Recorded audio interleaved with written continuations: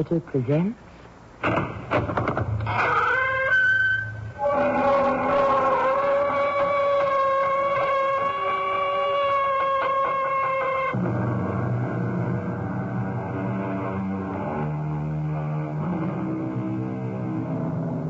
Come in. Welcome. I'm Tammy Grimes.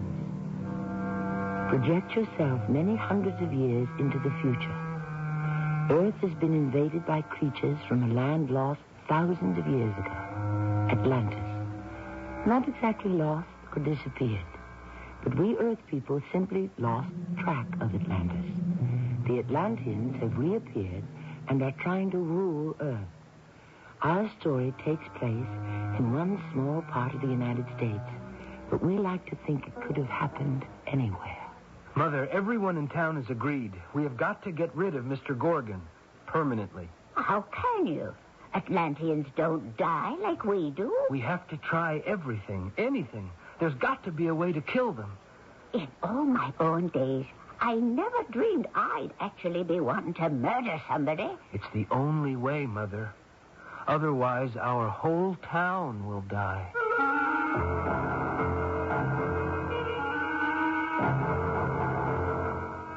Our mystery drama, Invaders from Atlantis, was written especially for the Mystery Theater by G. Frederick Lewis and stars Arnold Moss and Don Scardino. I shall return shortly with...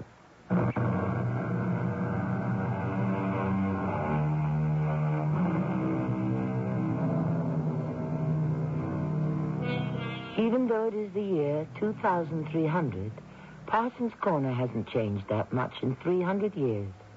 Partly because it was selected as a town worth preserving, as it was back in 1900. And partly because folks like to keep it that way. But now with everything being run from a satellite, hovering over Washington, what's to become of the old-fashioned town? It's a question that's been bothering the town druggist, Seth Cook. So I'll let him give you the answers. Seth? There's been 5 generations of cooks minding the store here in Parsons Corner. My wife, Emma, does the prescriptions. My boy, Jason, helps out. Thank the Lord he was too young to be called up when the invaders come. But he was old enough to be angry when they sent Mr. Gorgon to our town to run it. Oh, but I'm getting ahead of myself. What happened was this. Emma, is that you? Yes, it's me, Seth. I brought you today's paper. Well, it's hardly worth reading if you want real news. Oh, you better read page 1. It tells us what we have to do. I was just sitting here thinking about freedom, Emma. You needn't shush me. They haven't taken over Parsons Corner yet. Oh, yes, they have. I saw Catherine this morning. Orders from that Central Committee on the satellite. But they closed the school where she teaches. Going to revise all the subjects. Oh, she must be boiling. Catherine's a good girl. Well, I hope she and Jason can get married soon. Any word about their license? Oh, it hasn't been cleared by the invaders yet. I understand there's a long waiting list. You heard what Jason said last night? No, he must have said it when I went out for a walk. It's not only marriage applications. He said sooner or later they're going to take over everything. Oh, that's Jason. Hi, Dad. No customers? Hello, Mother. Business isn't anymore, you know that. This time of year when you were a little boy, why, I remember we'd make big money. But not anymore. I came straight here from town hall. Dad, we're in for it. Like everyone else, they're sending someone to our town. You sure?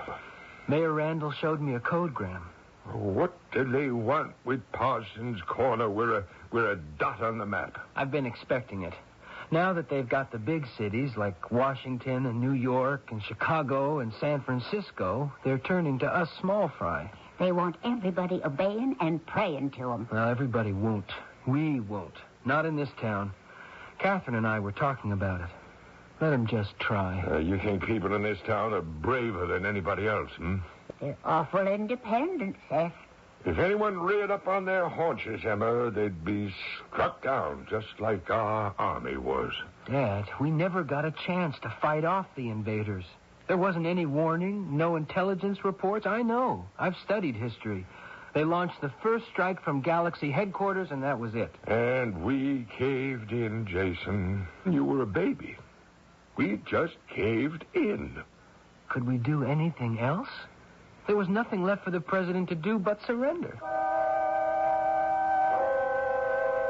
The man the invaders sent, his name was Mr. Gorgon.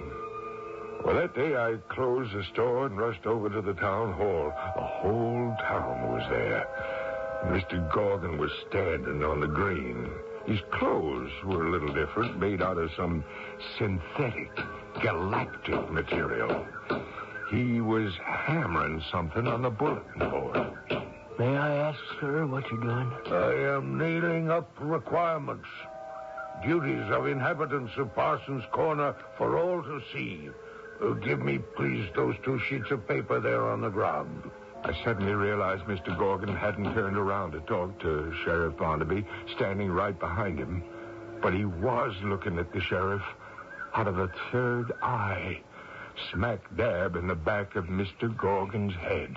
Usually, Sheriff Barnaby, our directives are transmitted directly to people's brains from our satellite.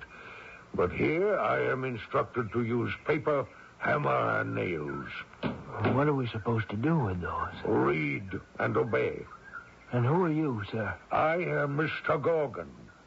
You are Sheriff Barnaby. This town of Parsons Corner is my responsibility. I will not need your services or that of Mayor Randall. The whole town was standing around and staring. Sheriff Barnaby wasn't a bit fazed by that third eye in the back of Mr. Gorgon's head. He looked right into it, and he said, I'd like to ask you by what authority you are taking control of our town. I am the duly elected sheriff here. By what authority? Do you have some identification? Only this. Let me show it to you. What is that? A flute? Not quite. Mr. Gorgon had pointed a small silver-like tube at the sheriff, and poof, old Barnaby just disappeared. Word spread fast, and no one questioned Mr. Gorgon's authority after that.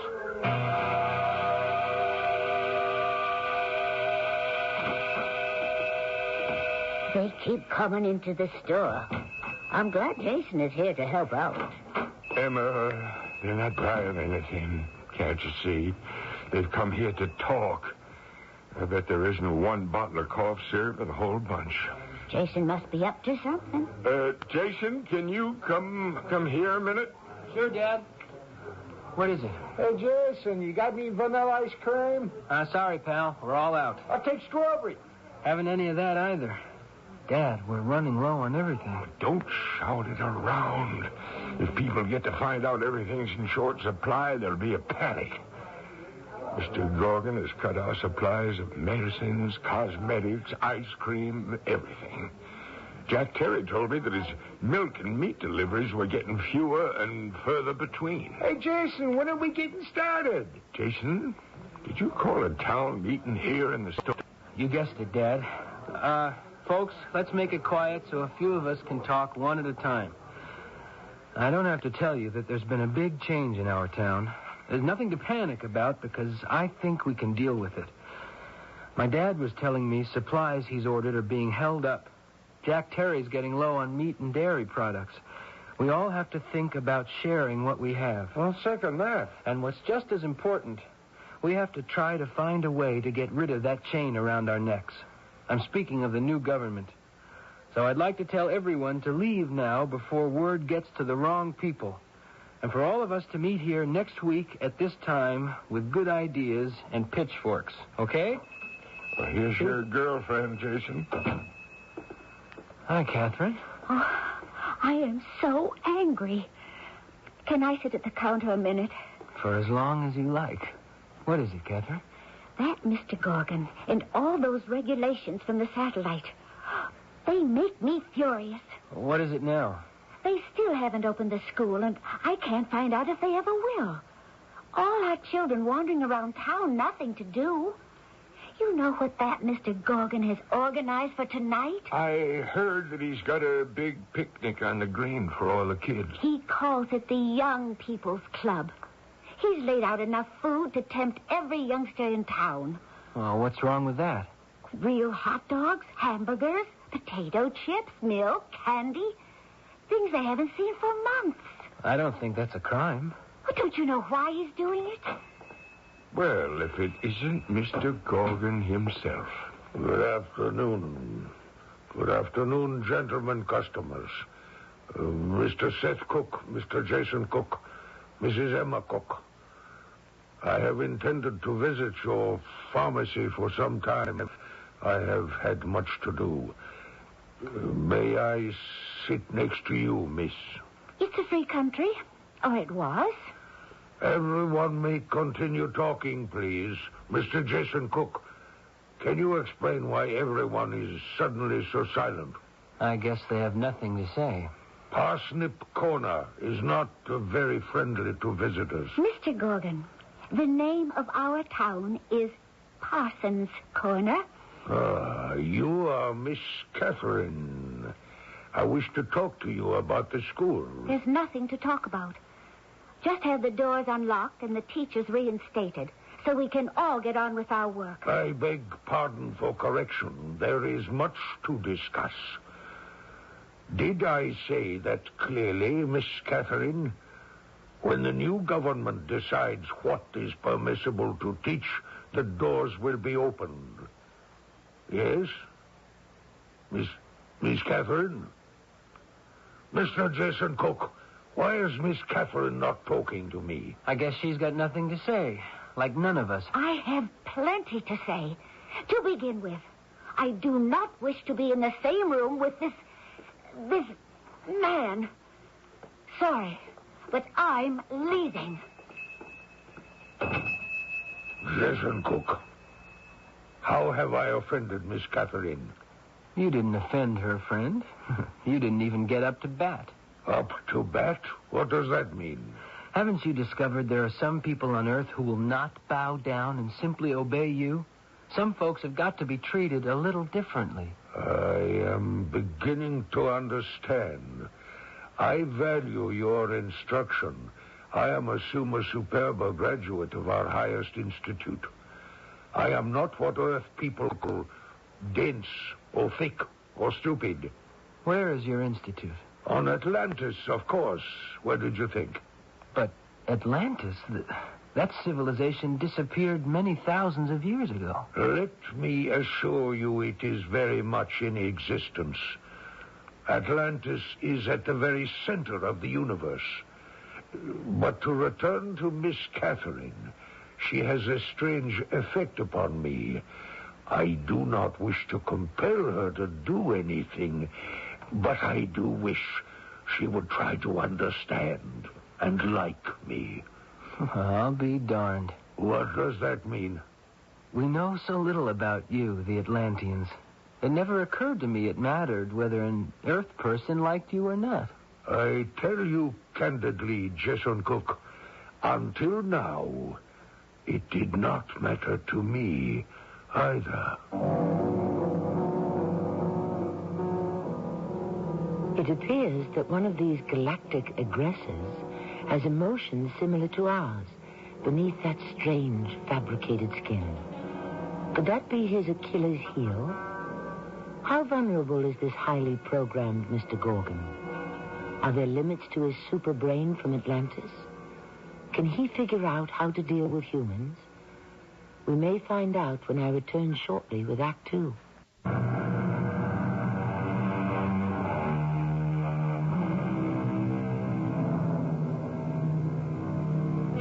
A number of stars, the moon, the sun, as well as man-inhabited satellites, are now, in this year 2300, under the control of the invaders.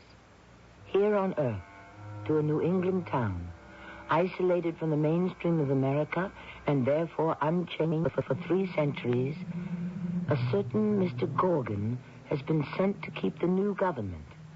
He looks somewhat like a man, except for a third eye in the back of his head. He is law, he is justice, and he is also instant death to anyone who defies him. Mom, that girl I'm going to marry, Catherine, she's got no fear whatsoever. Catherine's a wonder, an example to the rest of us. Well, I'd say she'd better watch her step.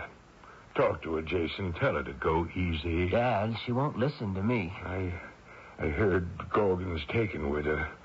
Yeah, but that'll wear off. He's not a human, so we can't expect him to have the same feelings about her that you would. Get his dander up and poof, where's Catherine? Gone like Sheriff Barnaby. I hadn't thought of it that way. You're right. Why antagonize him? He's a puppet of their system. He's programmed. I'll go, Dad. It's Catherine. Hello, Jason. Who were you expecting? I was expecting the girl I'm going to marry. Sit down, Catherine. Might as well come right out with it. I wasn't too happy about the way you spoke up to Mr. Gorgon in the store. I can't stand creeps, especially creeps from outer space. You've got to be more diplomatic, child, for everybody's good. How important is it to you that the school is opened and classes begin? The most important thing in the world. Right. And what would you do to win over Mr. Gorgon so he'd permit it? Anything. Practically anything. Well, you won't get anywhere by acting the way you did. Cathy, these are dangerous times for us.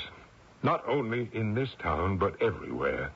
The invaders want it all their way, but they're smart enough to realize that if they blow the whistle on everyone, millions of us might disappear. So they keep us in line by making examples, like Gorgon did with poor Sheriff Barnaby. Vaporized him. I was standing right next to him. It was awful. He just pointed that tube at him, and I'll never forget it. Cathy, we have to use our ingenuity to get around creatures like Gorgon by being smart and not stubborn. What can I do? Well, for starters, don't make him angry at us. I have an idea. Gorgon is really keen on you, Catherine. If you're nice to him, maybe he'll get the school opened, and maybe he'll close that third eye and leave us alone. You don't know what you're asking. I should be nice to that ugly brute. There are degrees, child. If he wants to talk to you, why shouldn't you talk to him? Just talk. Sweetheart, be civil to him. Who knows? As I say, he might just get up and go and leave us alone. Are you telling me to actually date this Gorgon? He likes you. What harm could it do? And it could do a lot of good. I think I'll go now. Good night, gentlemen. Can you blame the girl?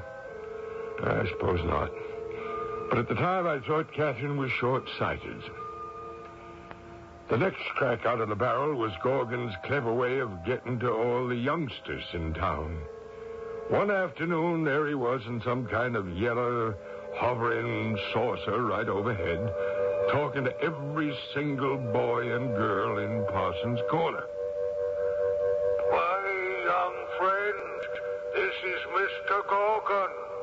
If you look up into the sky, you will see me in a round yellow object. I am inside here. Wouldn't it be fun to be flying up here with me over your town? Come tonight to the school gymnasium. I have a big surprise for all of you, and prizes. No grown-ups allowed. I will be there, and we will have great fun.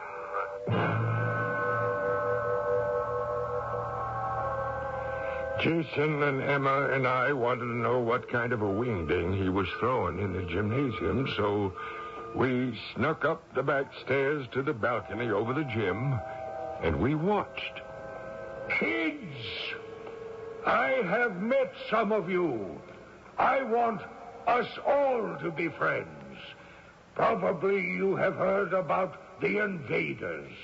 A new government and the best for everyone. I know some of your parents and other grown-ups say differently, but we know grown-ups can be wrong, don't we? This palaver went on for 5 minutes or so, and then all of a sudden, the real purpose of getting all the youngsters together come out. And you can help us make sure everyone believes in the invaders. If you ever hear any grown-up, an older friend, even a brother, or a mother, or a father, who says in your own home he doesn't think Mr. Gorgon is doing the right thing, you come to see me privately. If you do, the boy or girl tells me will be rewarded. Every boy or girl who gives such information will receive a 2-seater hovercraft, just like the one you saw me fly in this afternoon. Pandemonium. But it worked, I'm sad to report. In the days that followed, more than a few parents and adults were accused by their young ones, taken to the town hall for questioning, and, whoosh, they were made to disappear with a silver tube. But after 3 weeks of that, things seemed to calm down. Have you noticed, Seth, how everything's sort of more normal these days? Well, I sure noticed it Monday when my supplier showed up with 24 gallons of ice cream in 8 different flavors. Emma, I just may have to enlarge the counter. And those medicines and drugs I had on order for the last 6 months? Seth, they were delivered at the old price. I wonder how things are up the street.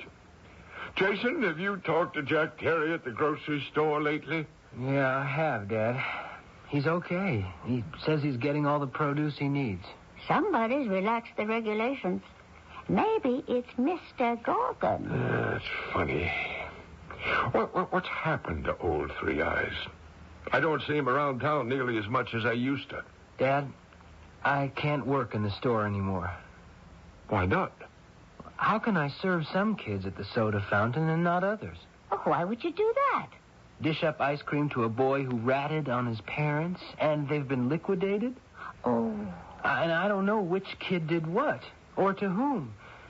It's wrong to suspect all children, but how do you know? Jason, we're trying to forget all that. But they were our kids, from this town. They had their friends or relatives destroyed for a hovercraft. I've had it with this town. When I know where to go, I'm leaving. But how are you going to get an exit visa? I don't need an exit visa, just an overcast sky and a dark night. It isn't the children that are making you unhappy. It's Catherine, isn't it? I guess so. Have you talked to her? No, I haven't even seen her. She hasn't been to the house, I know, but I thought maybe you two... She hasn't been anywhere. Not with me. With him? Yes. Mr. Gorgon? With him? How long has she been doing that? When did you see Catherine last? A month ago. It'll be 4 weeks tonight. You were saying how things have quieted down? It's because of Catherine. I could kick myself from here to Saturn and back because it was I who gave her the idea to date that creature. But things were not as normal as they seemed on the surface. I'm sorry to say the only businesses that made money sold flowers and caskets and cemetery plots. More and more people would meet at the back of the store or in my house at night. Everyone agreed we had to get rid of Mr. Gorgon somehow. There's only one sure way. He has got to die. Jason, I don't think those invader people die like we do. Oh, we've got to try everything, anything. A bullet, a knife, poison. Maybe all 3. Well, I never thought I'd actually think of killing someone. I'm for trying the easiest way first. Poison. We've got to get him into the store, see? And I'll serve him a concoction of ice cream, cherries, nuts, whipped cream, and what have you, the like of which he'll never, ever be able to eat again.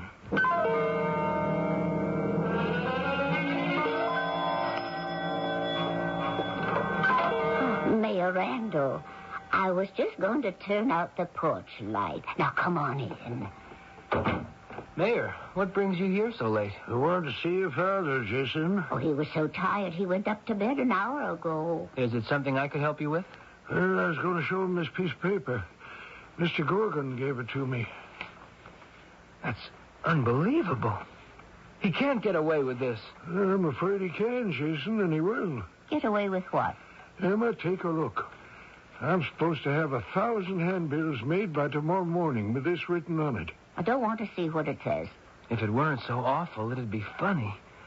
Every man and woman residing in Parsons Corner is requisitioned to make up a workforce to build a new large town jail. He said to me the old jail isn't going to be big enough to accommodate the lucky ones. What did he mean, the lucky ones? Well, I took it to mean that those whose infractions are not serious enough to warrant that metal tube and disappearance. Mayor, what would happen if every single person in this town just went on strike? Refused to build that new jail? He'd get it built. Outside help from the Central Committee. I'll tell your dad about this in the morning, will you? Fortunately, the only printing press in town's on the blink, and it'll be a while before we get new parts.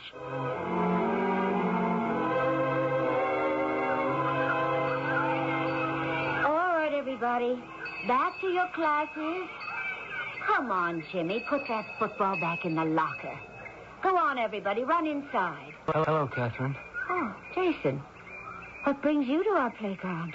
I see they opened up your school again. Oh, just for the little ones. They haven't got a curriculum for the older children yet. My father and mother were asking about you. Oh? Are they pleased with the way things are easing up? Oh, yeah. A lot of people are pleased. The ones who aren't in jail or dead. You've been busy? Oh, pretty much.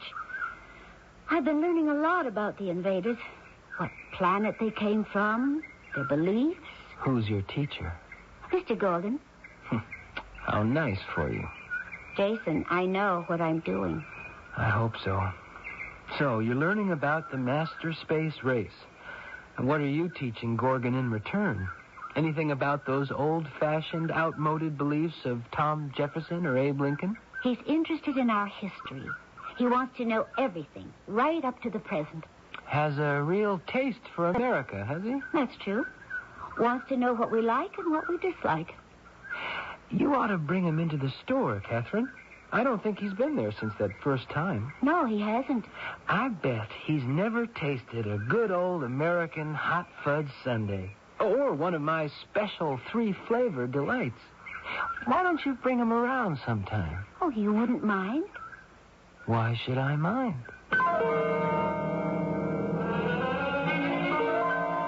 We know what's at the back of Jason's mind. We don't know where he's hidden the poison or how he plans to submerge its distinctive cyanide almond flavor. But we'll find out. It takes a lot of nerve when your intended victim has an eye in the back of his head. I shall return shortly with Act 3.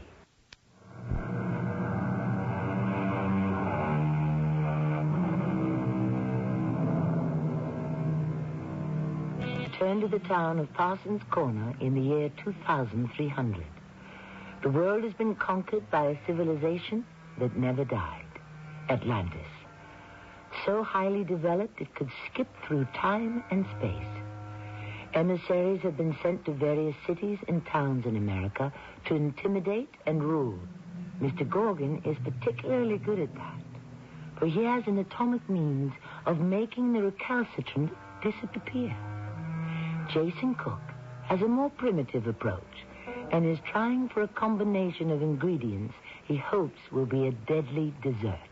Mr. Gorgon, you and Catherine sit yourselves comfortably at the counter, and you can watch me whip up what we're famous for in Cook's Ice Cream Parlor. Thank you. You'll enjoy watching him. Jason's a real artist. I am looking forward to this experience of a great American delicacy. This dish is sweet. It has many flavors, and it is cold. Cold? Ah, it's very cold. The colder, the better. What Jason is doing now is slicing the banana, chopping the walnuts. All the essential ingredients of his Galaxy Special. Ah, yes, special. He uses chocolate ice cream, representing the Earth, vanilla ice cream for the Sun, and strawberry for Mars. Now he lays the sliced bananas at the bottom of your dish. Well, what's that there, Jason? Pineapple? Something new? The rings of Saturn. Well, there goes the chocolate ice cream. And a scoop of vanilla. You notice I use a big dipper. And the strawberry. And now a few squirts of fruit syrup, Palmyra fig, passion fruit. Passion fruit. We do not have that on our planet. I didn't think so. What is that you're pointing at me? A gun? Calm down, old buddy. All it's loaded with is whipped cream. That we call our Milky Way. A few cherries for meteors and a final fallout of chopped walnuts. Jason, that is beautiful. And a dab of marshmallow and a few chocolate kisses. Mr. Gorgon, it's all yours. You got a spoon, a napkin, and a glass of water? Enjoy yourself. Well, what about mine, Jason? I want exactly the same. You wait your turn. I want to watch our friend discover one of the great pleasures of our planet. I will proceed. I don't know what to expect, but I am certain it will pleasure me. Oh, it will be an experience unlike anything you have ever had before. Bear in mind, Mr. Gorgon, many of the flavors we Americans enjoy may seem a little strange to you. A mixture of sweet and sour, bitter and sugar, and a faint undertaste of almond. Dig in, and believe me, I'm going to enjoy watching something happen to you that has never happened before. I hope. Do you like the ice cream? It's good, isn't it? I don't know. Not the taste I expected. What is wrong? I feel... What is it? Mr. Gorgon, I was told later, had swallowed a few sizable mouthfuls of Jason's specialty. He got down from his stool, his hand to his throat, and he stood up, holding on to the counter. The third eye in the back of his head started blinking very fast. Mr. Gorgon, what's the matter? Oh, foolish, childish, stupid. What did you think you were doing to me? Are you all right? Would you like me to get you a doctor? Your human doctors are no help. You have made me very angry, Jason Cook. Anger is an emotion we invaders reject categorically. Well, I thought you would enjoy it. I had no idea this would happen. You knew nothing, Catherine? Am I to believe that? Well, I'm sorry. It didn't agree with you. Catherine, will you finish this for me? Of course. I love Jason's concoction. No, don't. You see, there is some painful substance in there from which perhaps a mortal would not recover. Well, you saw everything that went in that dish. Did I? Is that true?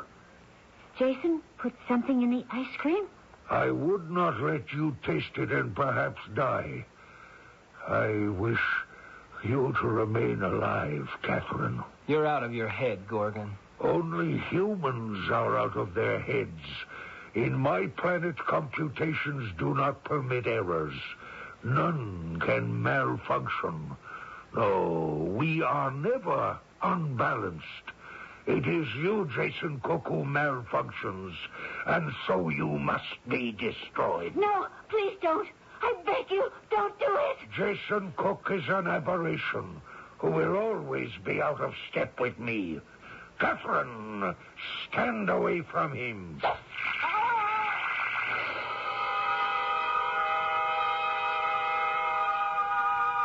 Gorgon pointed his laser tube at Jason, and my son just disappeared. I didn't feel right for a long time after that, and Emma, well, I won't go into that. After Jason had gone, we never saw Catherine again, until one day we learned why. I have an announcement to make to the people of Parsons Corner. As before, when you heard a voice coming at you from the sky, you looked up, and sure enough, there was Mr. Gorgon's hovercraft spinning over the village green. I am getting married this coming Saturday to Catherine, your favorite school teacher. To celebrate our union, the village green will be filled with food and music. All free. Come one, come all. Nobody came. Not a soul. The ceremony was at noon, and the whole town stayed home. The married couple, Catherine, who we loved as a daughter, and the creature with 3 eyes who had terrorized the town, they come out of the town hall with the mayor behind them. The streets in the village green remained empty, so they got into the yellow hovercraft and took off, making one low pass over the town. As an added inducement to brighten this already happy day, we now release all those who have been imprisoned. They are made free. The jail doors swung wide. Those who had been put there silently went home. There was no celebrating. Everyone was too frightened of Mr. Gorgon and his ultimate powers.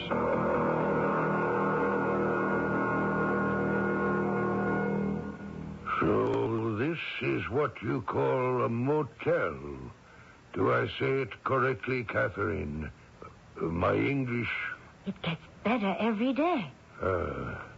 After the ceremony, man and wife, they go to a place like this. These little one-story boxes all attached. And spend their first night together? Some do. Some travel on a space shuttle or some underwater to one of the sea cities. After all, in the year 2300, one must do something up to date. I look around this room and everything is very well organized and equipped. I have never taken a water shower, and I see there is one. I will do it now. I must say, the application of small streams of water has a refresh... Catherine? Where are you? Catherine? Why are all the room lights turned off? Catherine, are you outside this door, I wonder? Ah, there you are. Why are you standing here outside our room? Are you perhaps saying goodbye to your old life in Parsons Corner? Catherine, what are you doing? Giving you a taste of your own terror. Don't point at. You'll invalidate me. Don't move. Goodbye, Mr. Gorgon.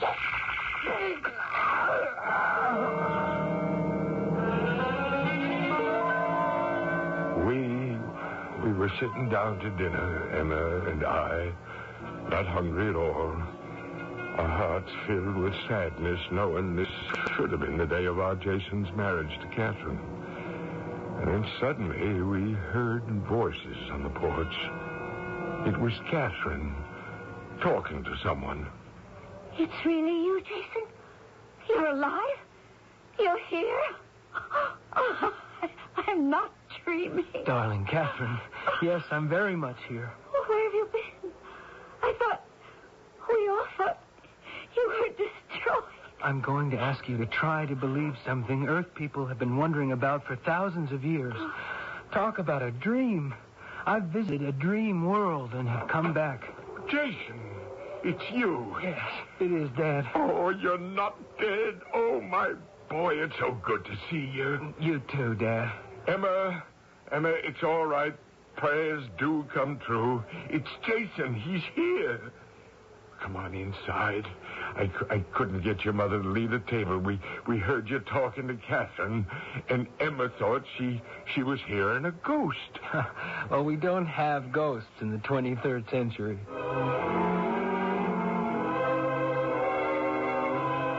Where to begin? That's the problem. Oh, Jason, why don't you start when Mr. Gorgon pointed his destruct tube at you? I didn't feel anything at all, but I found myself transported to Atlantis. Yes, the real, actual Atlantis, Mr. Gorgon's own civilization. Where is that, on another planet? Dad, I have no idea where it is in space or time. I know Atlanteans have the power to move backwards or forwards in time as we know it, but that's all I know. What did you see? I was suddenly standing in a large hall in front of 3 judges. An interesting thing about that place, not only does time telescope, but so does knowledge. I didn't have to be told anything. I just knew. You knew what? There's no question the invaders who are here on Earth are Atlanteans who, after thousands of years, are reclaiming the universe as their own. And who do you think I saw from down here? I don't know. Who? Sheriff Barnaby and all the others from Parsons Corner who'd been shot there with that destruct gun. Almost every day, more people from town kept showing up. And then Mr. Gorgon himself is there. He's apologizing to the judges. They tell him that he's failed in his mission. I didn't understand that at all. I did that. Pointed his own ray gun at him. I'll tell you all about it, Jason. Gorgon was taken away, and the 3 judges decided all of us from Parsons Corner were to return to Earth. So it's not only me. We're all back. But for how long? There'll be other invaders. Well, there may be, but they'll have to change a lot of their concepts. You see, that tube thing Mr. Gorgon used, it's still here. Gorgon left it when he was liquidated. So for the present, the Atlanteans are just watching and waiting to see what we'll do. Well, you know what that means. We can go from town to town wherever there's a Mr. Gorgon making life miserable, point this at him, and poof, we've shot the invader back to Atlantis. Well, can we risk it? Risk? Well, how do you think this country got started anyway? Somebody wanted to take us over, and we sent them back right where they come from. Dad is right, Catherine. Let's do it.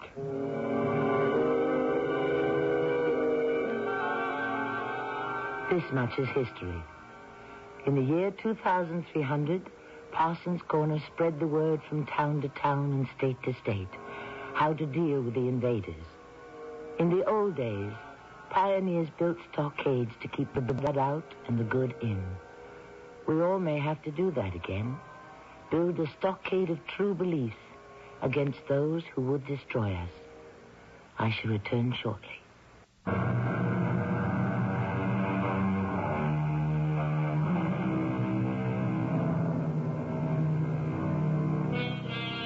We have turned the clock forward.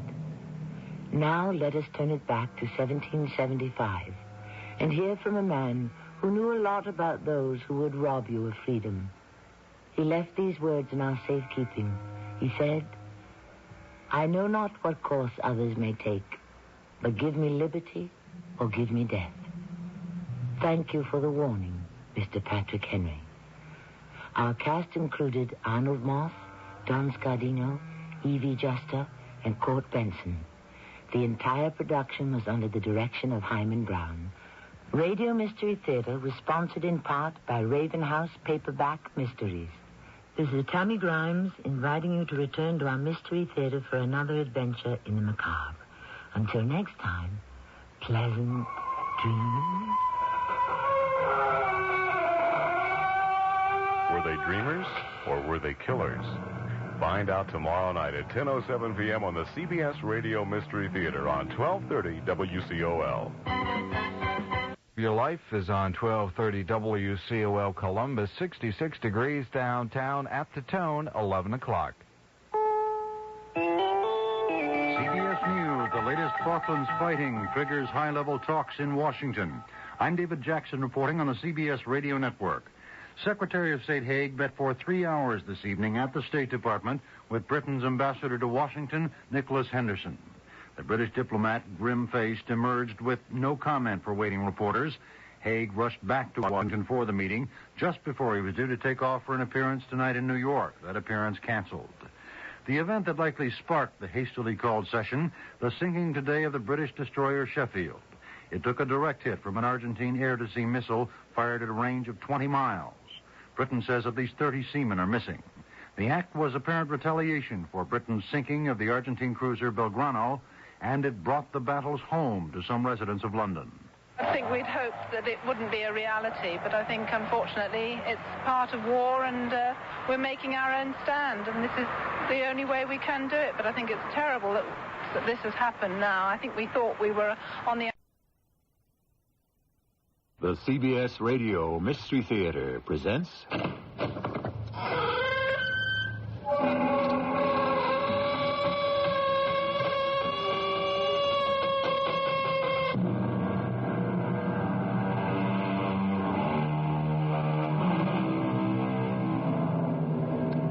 Come in.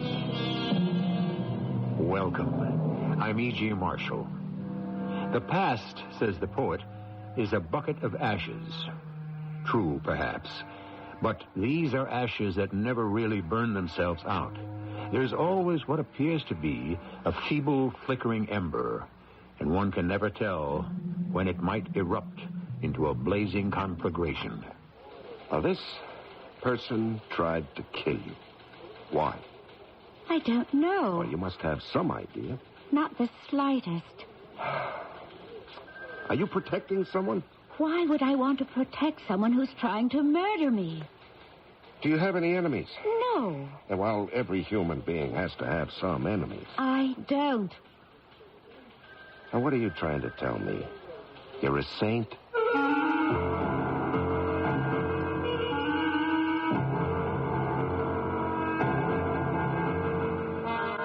Our mystery drama, The Senior Prom, was written especially for the Mystery Theater by Sam Dan and stars Larry Haynes. Radio Mystery.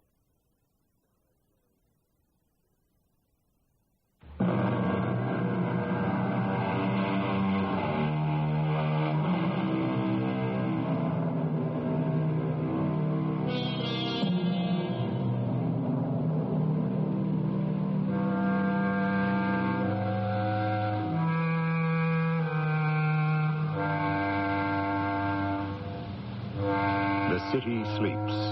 Well, most of it. There are those who must attend to the necessary work that must go on, regardless of time or hour or season. And they go about their tasks as if it were high noon instead of long past midnight. And then there are others. They, too, have tasks to perform. Who's there? Oh, no. Who are you? Oh, don't. No.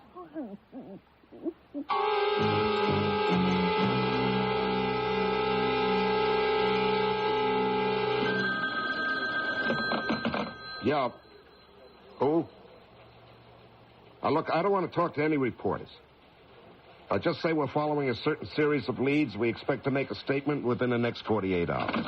Why the next 48 hours? Why not the next 24, 72? Oh, Paul, how did you get in here? I sneaked in, Lieutenant. Yeah, well, shut the door, will you? A fella can't hear himself think. Yeah. Oh, what a world this would be if that thing were never invented. Lieutenant Holman. Oh, no, sir. No, not a thing, Inspector. Oh, yes, sir. I'll let you know. What does he think I'm doing, sitting on it? Yeah, they're nervous. I get the same thing from my editor. What's the matter? Why can't you find a lead? Well, if you find one, Paul, let me know about it, huh? Where are you guys on this thing? Ground zero, no place. Well, you have to have something, Tom. Air. You mean this guy's knocked off 4 women? You're absolutely in the dark? No witnesses at all? 4 witnesses, but they're all dead. Well, somebody must have heard something, seen something. No, nobody's talking. It's always tempting to use the Jack the Ripper angle. That's made good copy for almost 100 years now. Is that what we got here? Well, could be. Is there any connection between the women he killed? Oh, none that we could find. Now, this is some guy who wanders around, picks out a place at random, breaks a window to get in, stabs his victim, and he's gone. No attempted rape, no robbery. This is a guy who just kills and takes off. Yeah. He's a nut. What do the doctors say? Oh, everything. Sounds like a medical convention, but none of it gets us anyplace. A guy who goes around, kills women? Look, you know his M.O., his method of operation. Have you gone through the files? Well, it's nobody we got a record on. We checked the computers. We rounded up the usual suspects. They're all accounted for one way or another. Are you sure it's the same guy? Has to be. The same way of killing. The same weapon, too. Tom, my editor is eating this up. Yeah, you're telling me. Anything to embarrass City Hall. He's going to unload an editorial on the inefficiency of the police department under this administration. Yeah, I figured he would. It's going to cut pretty deep.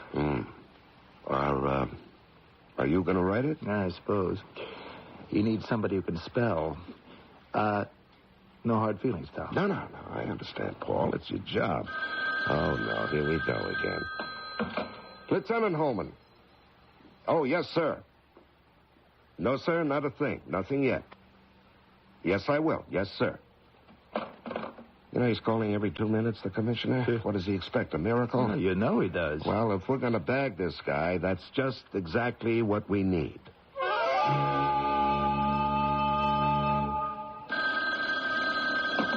Lieutenant Holman. Oh, yes, sir.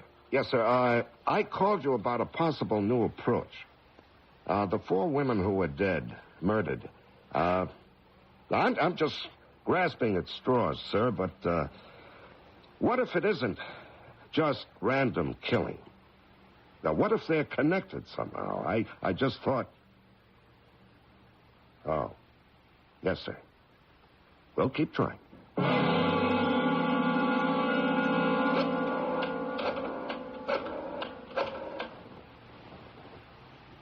Hello? It's Maggie. Did I wake you? Oh, well, you know me. When I can't sleep, I just lie here in the dark and let some of my best ideas come to me. It's about the evening dress I sketched for you earlier today. I wanted to have a collar. The basic line will sweep right in... Oh, wait. I think I heard something. It sounded like breaking glass. I think someone's trying to come in. Ella, hang up. Call the police. Tell them. Hurry. Who is it? Who are you? What do you want? What is it? I'm not just going to lie here and let you kill me. I'll fight you. Help! Get away from me! Help! He's up here! Keep away from me! Let go of me! Let go! There he goes! Halt! Halt!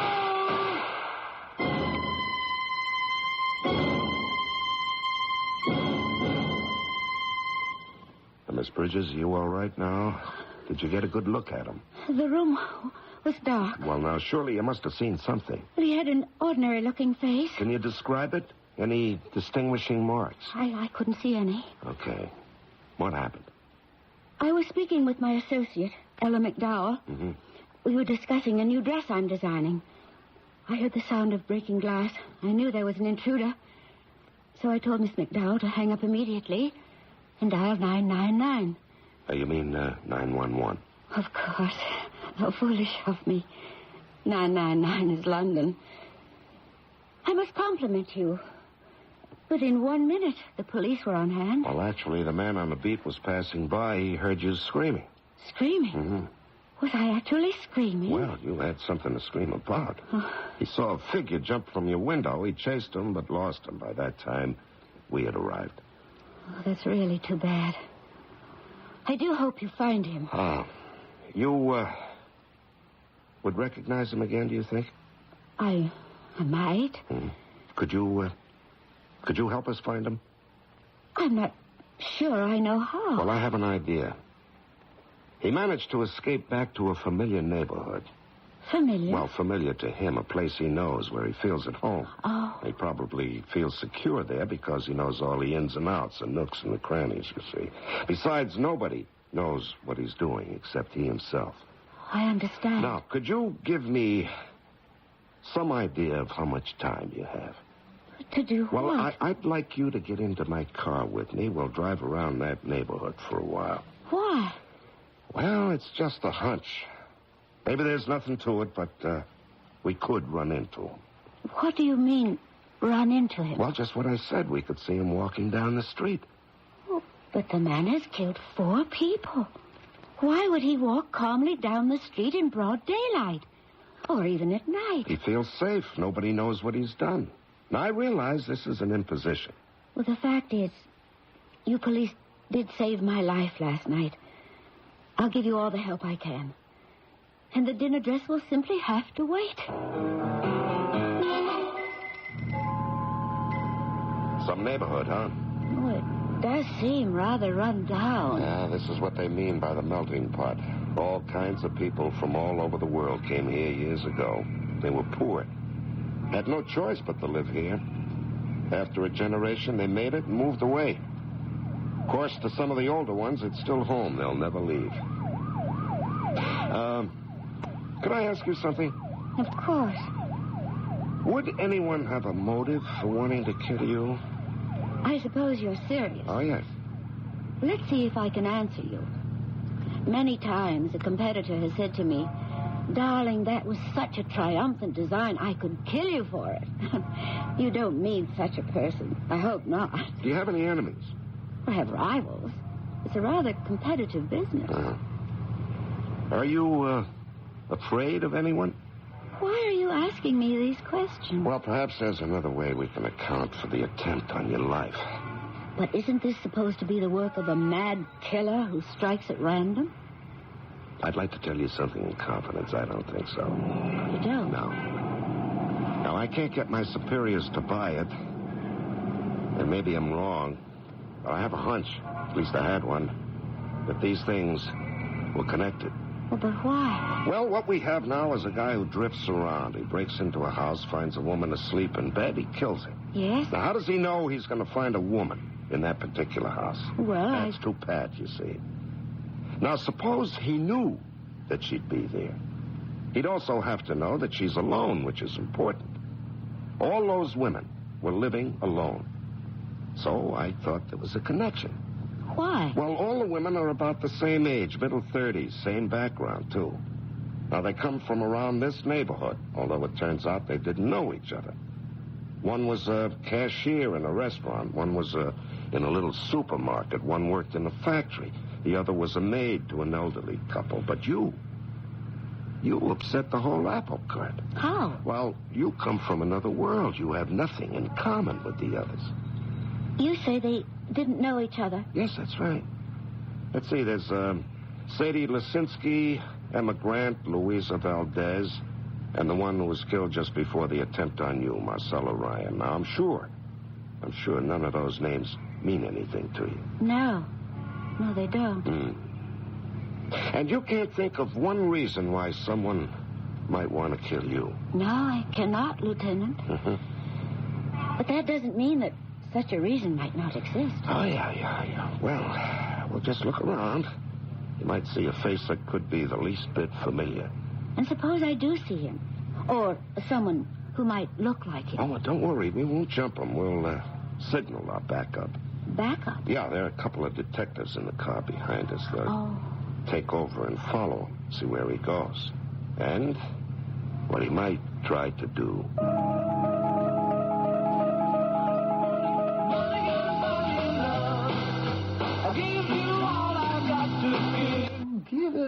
Oh, hey, Ma, what'd you shut it off for, huh? Look at this room. What is this, the Army? We're going to have an inspection? You're 37 years old. You still got to be told to pick up after yourself. Oh, will you leave me alone, huh? Marty, you got to do something. I tried to do something, didn't I? I tried the Army. Oh, if you didn't talk back so much. When I was discharged, I went to the West Coast. I tried the bank. Wherever I go, somebody's got it in for me. If you just try. I try. Is it my fault nobody ever gives me a break? Marty, I ain't gonna live forever. Remember that. One day you won't be able to come running home no more. Yeah, all right. You're gonna go out and look for a job. I'll go out. I'll look for a job. When? Tomorrow. It's always tomorrow. Well, what do you want me to do? Today's all shot already. It's only for your own good. I know, Ma. Oh, come on inside for supper. Yeah, a little while. All right. She just don't understand. Nobody ever gives me a break. Nobody. It started with Sadie Losinski, and then Emma Grant, Louisa, and Marcella, and that stuck-up Maggie. Maggie.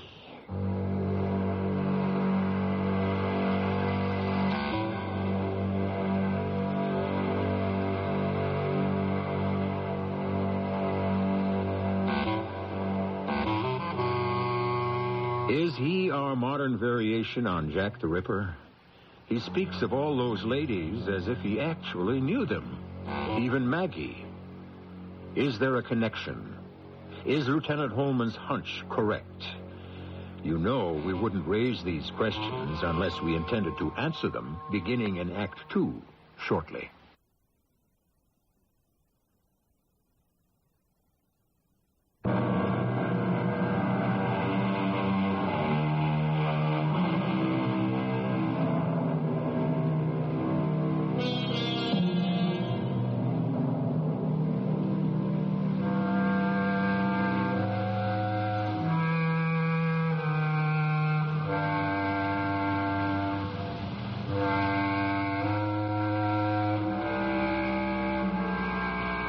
The French have a solution to all problems, especially murder.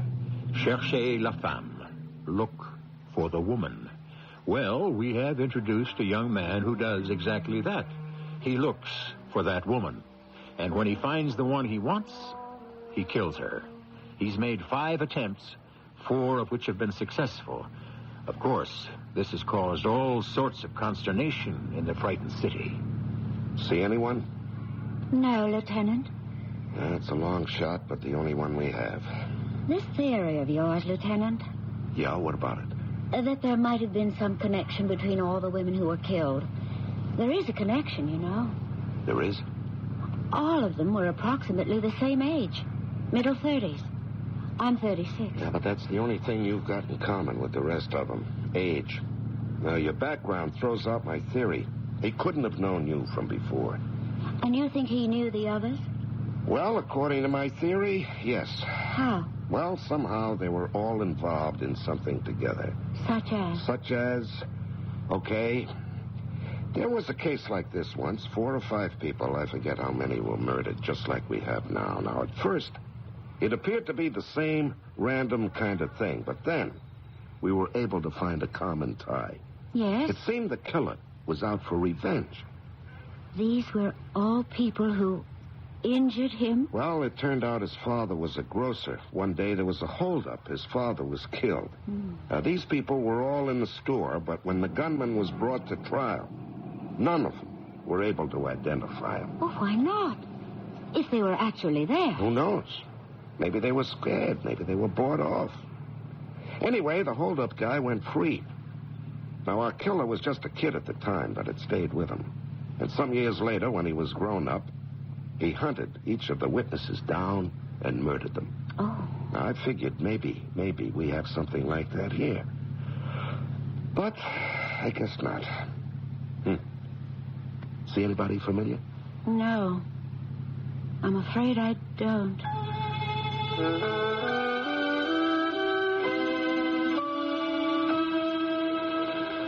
Sorry about the editorial, Tom. Yeah, never mind that, Paul. What about the stuff I asked you to research? Could you find anything? Nope. Well, that's not possible. Well, why not? Because I can't believe that people can go through life and not get their names in the papers at least once. I went through our morgue, Tom. Oh, boy. You know what that is, don't you?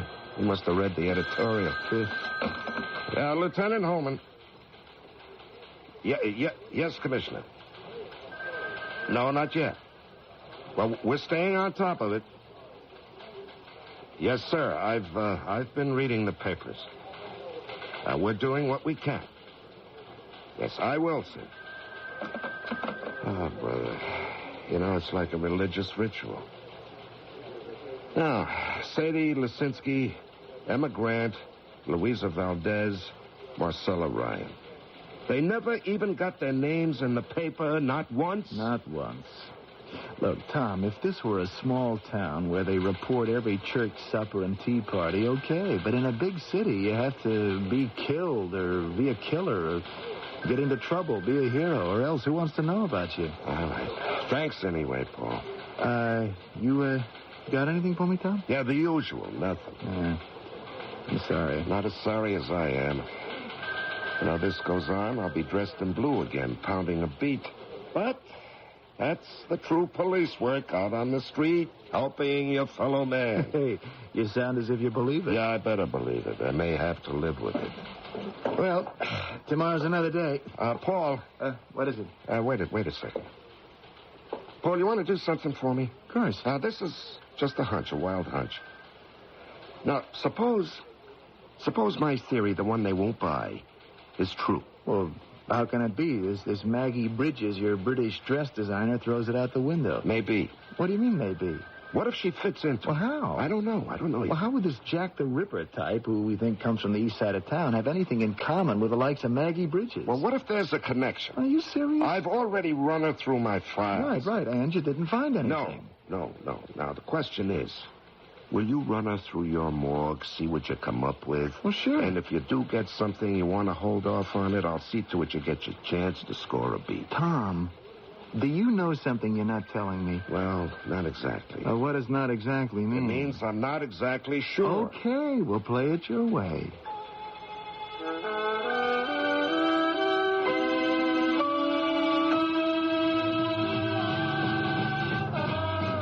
Marty. Oh, what'd you shut it off for, Ma? Because a person can't hear herself think. Oh, Marty. I know. When am I going to find the job? Now, who's going to give you one if you don't go out and ask, All right. I'm going. When? Tomorrow. It's always tomorrow. You want to eat something? Later. What's this? What's what? This picture you cut out of the paper. Oh, it's a good-looking dame. I like a type. Maggie Bridges. Well-known fashion designer. I heard of her. She gets thousands of dollars for a gown and all. They say she's designing clothes for the president's wife. Marty. Yeah? Maggie Bridges. You know something. Yeah? She looks familiar somehow. Does she? Did I ever see her someplace before? Where would you ever see her? I don't mean lately. What do you mean? I mean a long time ago. A long, long time ago. But I can't remember. Oh, it must be my imagination. Anyhow, come inside and eat your supper. Yeah, in a minute, Ma. Maggie. Yeah. It was a long time ago. But I'll see you again. You can count on that, baby. I'll see you again. Always at it early today. Lieutenant Holman. Lieutenant, I'm afraid I won't be able to ride with you today. Oh, Miss Bridges. We're having a showing. Oh, yeah, okay. Well, I have been riding all week. Yeah? I haven't been of any help, have I? Well, that's how police work goes sometimes. Well, I do believe I've done my duty as a good citizen. Oh, you have. I'm very much afraid I shall be quite busy from now on. Yes, well, thank you, Miss Bridges. You deserve a great deal of credit. I'm sure you understand, Lieutenant. Yes, ma'am, I do. Goodbye. Goodbye, Miss Bridges. Yeah, goodbye. Here it comes. Lieutenant Holman. Tom, can you come down to the newspaper right away? Oh? Did you find something, Paul? Well, I sure did. Now, I don't know what it means, but I sure found something. Won't you sit down, Lieutenant? Thank you. Now, what can I do for you?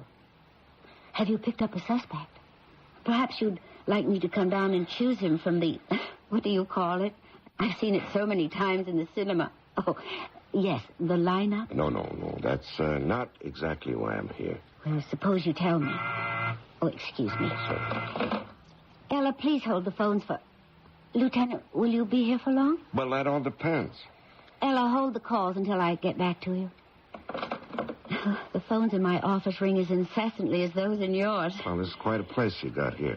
It'll do. Persian carpets, antiques, oil paintings. Yes, this is class. Oh, thank you. Little Maggie Morris.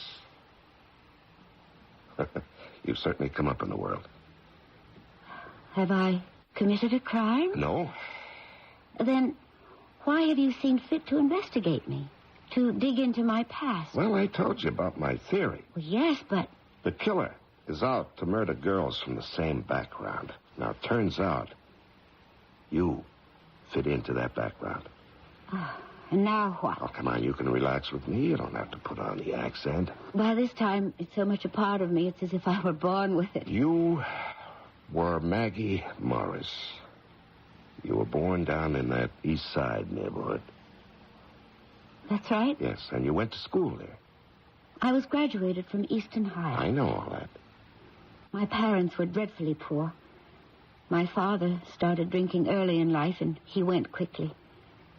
My mother was never well. She died soon after. I used to babysit for this art teacher at the college and his wife. They were English, here on an exchange program. When it was time for them to go back, I was like one of the family. They took me along. Yes, we know that, too. I went to college in London. I could always draw a little. I found I had a talent for design. They sent me to Paris to study. They adopted me legally. That's why my name is really Bridges. Yes. I became a British subject. I became successful. I was invited to come to this country to open a salon. And all the while you were little Maggie Morris from the Lower East Side. No. I left her behind me. She's no longer a part of me. What have you gained by digging it all up? Oh, I've vindicated my theory. What about your precious theory? I say he was after girls he knew. Why? I don't know. I don't know why yet, but I know this. I now have a survivor, you. And you can help me find out. Well, I've tried. I spent a week in your police car, and it was to no avail. Well, we have to do more. What more can we do? You're going to have to work with me. How? We're going to go back over that neighborhood. We've already been all over it. Yes, ma'am, that's what police work is, repetition. You go over the same ground again and again and again. Perhaps. But police work isn't my work. And I do have a large establishment to run, and I don't have the time. Well, I'm afraid you'll have to make the time. Is that a threat, Lieutenant? A threat? Do you think you can embarrass me by publicizing my background? A polite sort of blackmail?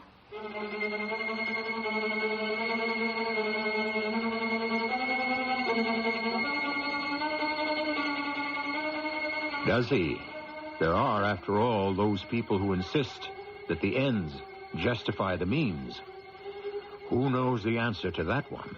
But the answer to the intriguing problem that confronts us here shall be forthcoming shortly in Act 3.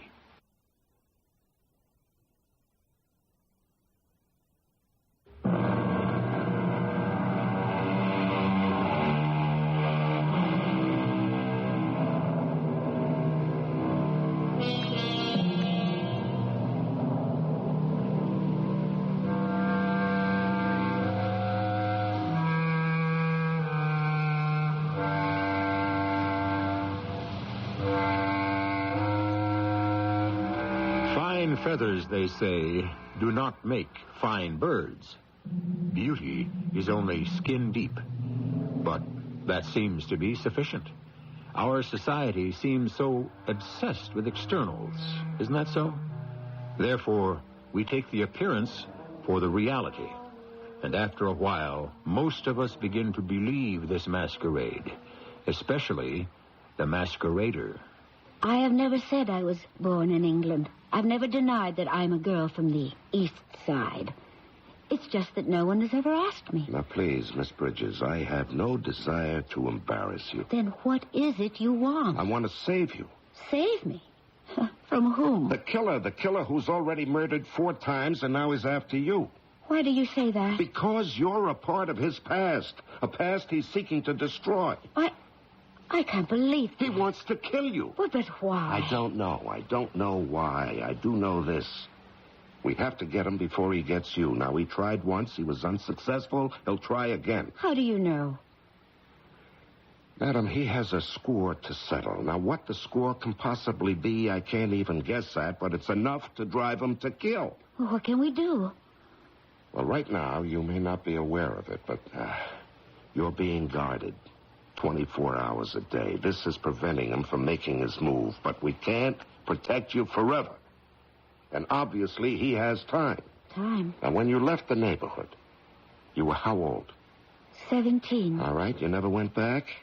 Not until you drove me there last week. So, whatever it is, goes back just about half a lifetime. Yes. Okay. What is it? Now, years ago, you did something to someone. A boy, a man, someone. Now, wait. How old was the fellow who tried to kill you? Well, he seemed to be... I don't know. Young? Well, what kind of young? Teenager young? 30-ish young? 30-ish. All right, so... At that time, he might have been your own age, 17, huh? Now, why would a 17-year-old boy want to kill you? And Emma Grant and Sadie Lisinski and the other two. But I didn't know them. And they didn't know you either. They didn't know each other, any of them. We've established that. Yet, now we can be certain that each of you did something to this fella that makes him want to commit murder. Now, what? I don't know. Well, you think? But I never heard anyone that I'm aware of. And this other story you told me. Which story? The one where these people refused to be witnesses to a murder. Oh, yeah. Well, I've never been involved with anything like that. And yet it has to be something. I've memorized the names of the other women, but did I know them? Well, you said you didn't. Well, now I'm not sure. Take me for a ride, Lieutenant. Where? Through that old neighborhood. Why? Ever since I left it, I tried to forget. I have so few good memories. Perhaps I've succeeded in forgetting everything.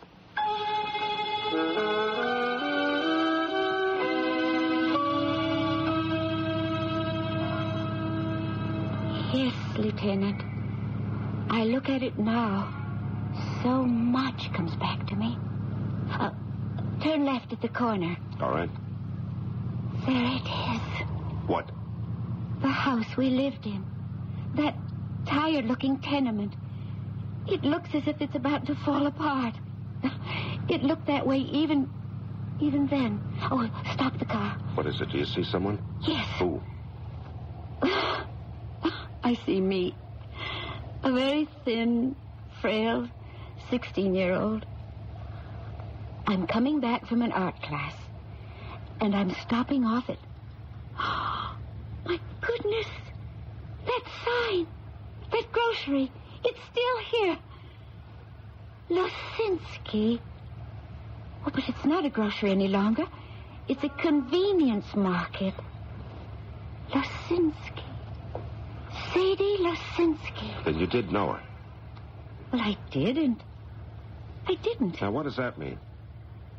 Well, she was 18. I was 16. 2 years make a universe of difference at that age. Besides, she was very pretty. I was quite plain. Oh, she was so pretty. More than pretty. Beautiful. And she was never able to leave the neighborhood. I wonder why. Well, both the parents were very sick. She had to take care of the store to support them. Mr. and Mrs. Lisinski. Oh, they were so kind. Now, can you remember anything else? Well, I'm trying, but I don't know what I'm supposed to remember. It was back there, all from back there. The other three, their names. No, I can't remember anything about them. You sure? Positive. All right. Tell me everything you remember about Sadie Lisinski. Well, I just have, Lieutenant. She was very pretty and popular. I was very plain and lonesome. We lived just a few doors from each other. But it could just as well have been a few thousand miles. Okay, let's keep driving. Maybe maybe something might occur to you. What's the matter, Marty? What do you mean, what's the matter? I was just wondering. How come I don't hear that radio playing anymore? When it's on, you complain. When it's off, you worry. How am I going to win, huh? Last night you went out. They pass a law against it? I happened to be up. I can't sleep with the arthritis. I heard you. It must have been 1:30, 2 o'clock in the morning. I had to have some fresh air. Well, where'd you go? What do you mean, where'd I go? Out, that's all. I stopped off at the coffee shop. Marty, listen. You gotta find something to do. What do you want from me? I'm looking for a job, ain't I? And if you find one, will it do any good? You're always getting into trouble. Ma, will you leave me alone? All right. You want something to eat? Yeah, after a while. I see you still got this picture you cut out of the paper. You know something? I could swear it's Maggie Morris. Maggie Morris? Mm-hmm. You know, the scrawny little girl that used to live upstairs. The old man was a lush. But this couldn't be her. Not this English lady. Little Maggie Morris. I wonder whatever become of her. Listen, Ma, you want to make me something to eat, huh? All right. Be ready right away. Maggie. Oh, Maggie, they can't put a cop in front of your house for the rest of your life. Sooner or later, Maggie. Sooner or later.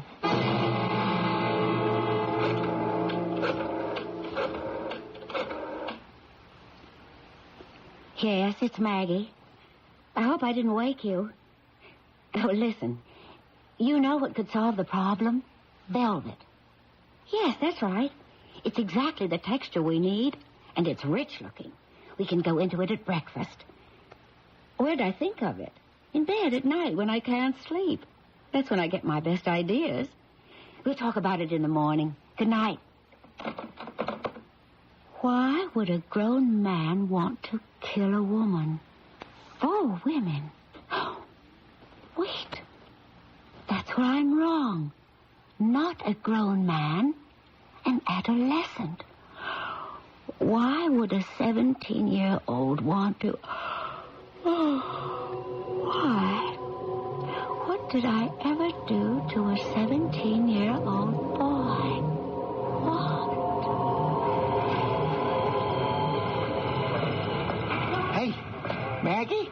Oh, it's you. Listen, Maggie, next week's graduation, you know? I know. So, you wanna go to the prom with me? The prom? No. I'm sorry, Marty. Well, why not? I just don't want to go. Well, I happen to know you don't have a date. Well, that's my business. Why'd you want to go with me? Let go of my hand. Well, I'll tell you why. It's because my old lady's the janitor, that's why. My old lady, she scrubs the floors on her hands and knees. That's why. You're hurting me, Marty. And who are you to go around stuck up? At least my old lady makes a living. Your old man, he's a drunk. You live on charity. Where do you come off that turned me down? Marty, I'll scream for the cop. You're breaking my arm. You are nobody. You are nothing. Your old man's a lush. Marty, let go. I'll let go of you when I'm good and ready, but you won't forget this. You ain't gonna get away with it. You and the rest of them who think you're too good for me, I'll get back at you. Marty, let go. Let go. Let go.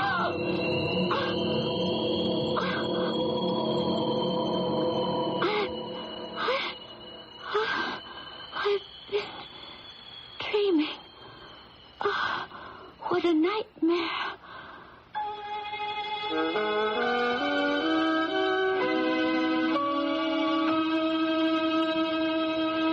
Good morning, Miss Bridges. Oh, yes. Good morning, Lieutenant. Something wrong? Oh, no, nothing. I just stopped by on my way to the office to let you know that I have a meeting, a very important meeting, and I shall not be able to accompany you this morning. Oh, well, that's okay. I just want you to keep thinking. Keep going back over it over and over again. Yes, I have. I mean, I will.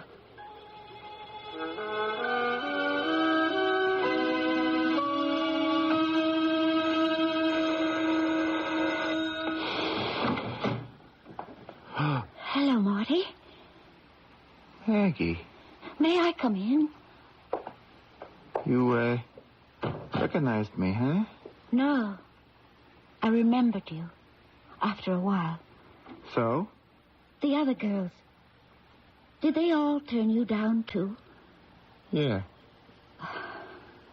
That's what I thought. Why'd you come here? Why didn't you run to the cops? You wouldn't have far to go. There's always one right outside your window. Oh. Did you try it again? Yeah. Why didn't you go to the cops? Because, in a way, it was my fault. I don't know about the other girls. Oh, that stuck-up Sadie Losinski. I come home from the Merchant Navy. It was a couple of years ago. She wasn't so pretty anymore. And she wouldn't look at me. And that Emma Grant, who she thinks she was, and that Valdez chick, and Marcella, for crying out loud. And just for that, you wanted to kill us all? I gotta kill somebody. Don't you understand? Nothing ever goes right for me. What did I ever want? To be a millionaire? I just wanted to have a job. And a girlfriend. Like all the other guys, that's all. And that is why I am going to kill you. Marty, I came here to ask you. Turn yourself in. Sooner or later, they'll catch you. They have to kill me first. They will. This way, Marty, you have some kind of a chance. I don't care anymore. I am going to kill you for what you did to me. And this time, you won't get away from me. Please, don't kill me, Marty. Then what'd you come up here for? You're so smart, smarter than the cops. You figured it out. You know I'm going to kill you. Marty, let me tell you about the prom. It doesn't matter anymore. I wanted to go so badly, but nobody asked me. Who'd want to take me? I wanted to take you. I asked you. I know. I wanted you to. And then I remembered I couldn't go. Uh-huh. Because you was ashamed of me. No, because I was ashamed of myself. Marty, I had nothing to wear. I worked after school. I worked so hard to make some money so that I could buy some material to make a special dress. I thought I had it hidden away. But my father found it. He found the money. And he drank it. And I didn't have a dress. How could I go? Oh, Marty, how could I go? I was going to make it out of silk. Quit bawling, will you? Marty, I never got over that dress. Just stop crying, will you? Let me help you. Help me? How? Well, you'll need doctors and lawyers. Look, I killed 4 people. Nothing can save me from jail. Let me help save you from yourself. At least you'll know there's someone outside who knows you're alive, who cares. Come on, Marty. Take a ride with me. Will you? Yeah.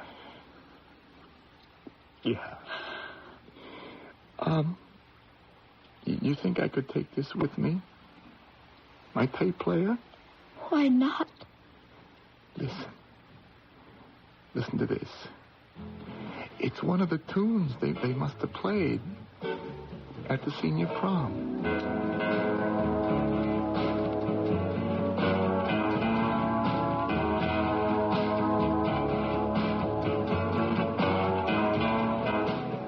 The senior prom. What importance it held for so many people at a certain time in their lives. Indeed, how it even changed so many of those lives. Yes, the slings and arrows of adolescence. How they can wound and even kill. I shall return shortly.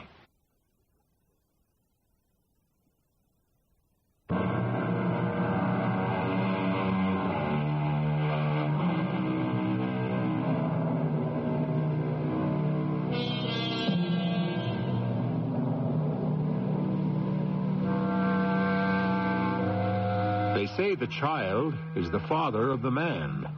And in these liberated days, of course, also the mother of the woman. If the habits and the sights and the sounds and impressions of childhood become hardened into the mold of maturity, why aren't we all more careful with our children? Our cast included Larry Haynes, E.V. Jester, and Russell Horton. The entire production was under the direction of Hyman Brown. The CBS Radio Mystery Theater presents...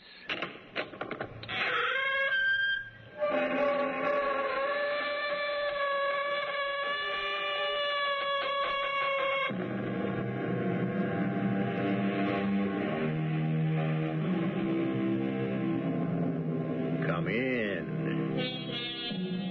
Welcome. I'm E.G. Marshall. Wherever God erects a house of prayer, the devil always builds a chapel there, and 'twill be found upon examination that the devil has the largest congregation, according to Mr. Daniel Defoe. But it's so hard sometimes to resist the devil. His arguments can be so convincing, and we here below are only human. All too human.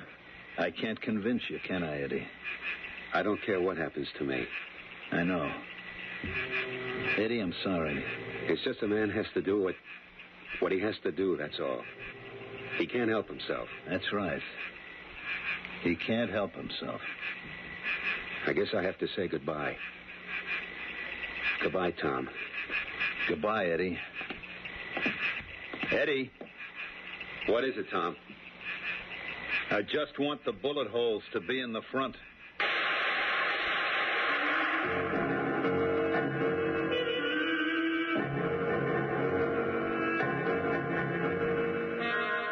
Our mystery drama, The Most Necessary Evil, was written especially for the Mystery Theater by Sam Dan and stars Michael Tolan.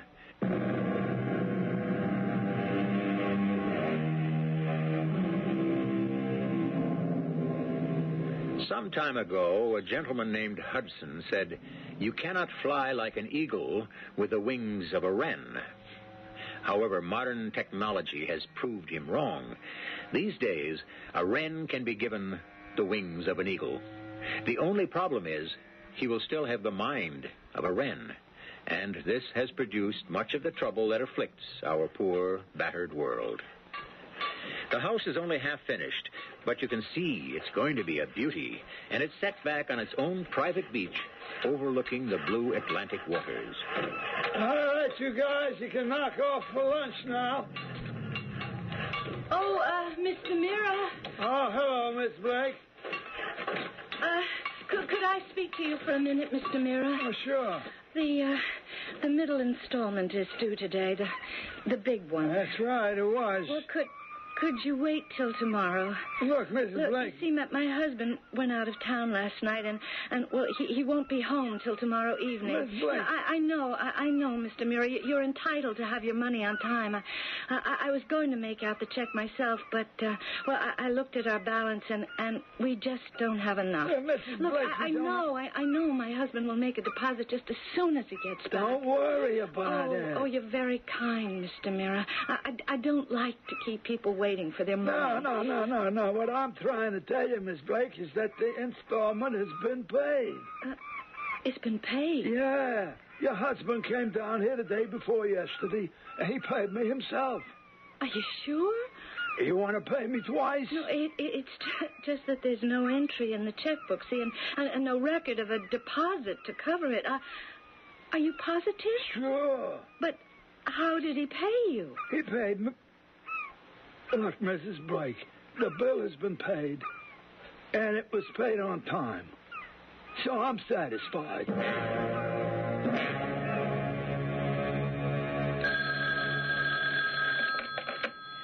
Hello? Yes, this is Mrs. Blake. Oh, well, I had called you about the suits Mr. Blake had purchased from you people, and I wanted to know why you hadn't sent the bill. Are you sure? It's already been paid? Yes. Yes, I see. Thank you.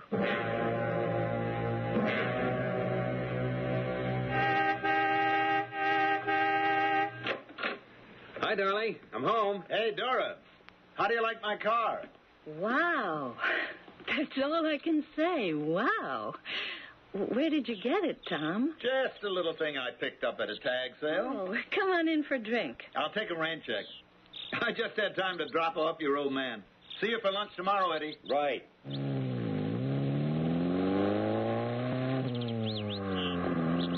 Well, how about giving the old man a kiss? Did you have a good trip? It was a trip. Why, how blasé can you get? You left home day before yesterday. You've been in London, Paris, Amsterdam, and Brussels. And here you are back again 2 days later. That's miraculous. Yeah, there's really nothing to it. How about dinner? You can take me out. Okay. First, I'll have a drink. A drink? You generally don't have a drink in the daytime. Mix one for you? No, thanks. What are you scowling about? I'm not scowling. Oh, I know. You're smiling, but the scowl is underneath. What's wrong? I don't know. Well, then maybe nothing's wrong. No, there is something wrong. But I don't know what it is. It could be your imagination. Eddie, I'm scared. Of what? Something. I'm terrified. I have to ask you again. Of what? Eddie, where's the money coming from? The money? We've been saving for years to build the beach house. So? So, today, the middle installment was due. Oh, that's right. I clean forgot. I better transfer some money from those savings accounts. I went down to see Jake to tell him we'd be late with the check. Well, why did you do that, Dora? I'm handling it. Well, I was going to write out a check myself, but I couldn't. So I thought I'd explain why we'd be late. So what if we'd be a day late? But he said you had already paid him. He said that? I didn't see an entry in the checkbook, so I said it was impossible. And then he started to say something, and suddenly he thought better of it. How did you pay him, Eddie? I mean, there are other things, too. The suits you bought and my new coat. I found out they've all been paid for, but there are no entries in the checkbook. Where's the money coming from? Eddie? I don't want to talk about it now. The installment for Jake Mira was $21,000. Where did you get it? Dora, I can't talk about it just now. Why not? Because I'm not at liberty to. I'm your wife. What am I supposed to think? I don't know. It's just that right now I can't talk about it. In other words, you're telling me to mind my business. Hey, now, Dora, please. Don't call me Dora. Call me Nora. And build me a little doll's house, and I'll be your pretty little, stupid little, empty-headed, smiling wife. Where is the money coming from? Please, Dora, don't ask me. Very well. From now on, I won't ask you anything.